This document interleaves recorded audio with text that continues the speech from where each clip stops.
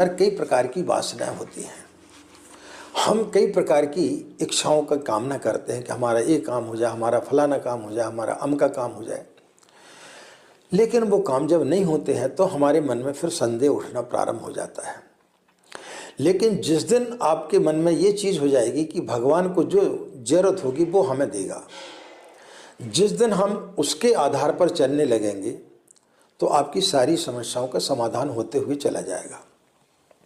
व्यक्ति जो चाहता है वो उसे कभी नहीं मिलता, लेकिन ईश्वर जो चाहता है उसे वो अपनी चाहत बना ले तो फिर कहीं कोई संदेह नहीं रह जाता है और फिर ना ही कभी उसके अंदर कोई दुख रह जाता है। और जब व्यक्ति अपने जीवन को इस प्रकार से समझने लगता है कि यह संसार एक सेतु के समान है, इससे हमें सिर्फ गुजर जाना है, इसमें हमें घर नहीं बनाना। आप घर बनाएं, फैक्ट्री बनाएं, धन दौलत कमाएं, लेकिन उसमें आसक्ति ना रखें।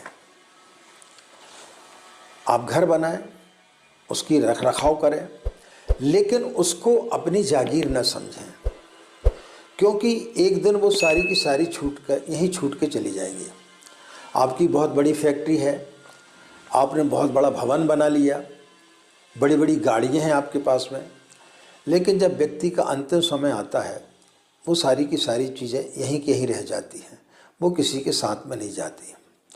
तो जो व्यक्ति इसे एक सराह के रूप में ले लेता है, एक सेतु के रूप में ले लेता है कि हमें सिर्फ इस संसार के पुल से, भव सागर से हमें पार उतरना है, कुछ समय के लिए हम यहाँ पर ठहर गए, तो फिर उस व्यक्ति का जीवन धन्य हो जाता, उसका व्यक्तित्व बदल जाता है और उसके ऊपर गायत्री की असीम कृपा बरसना प्रारंभ हो जाती है।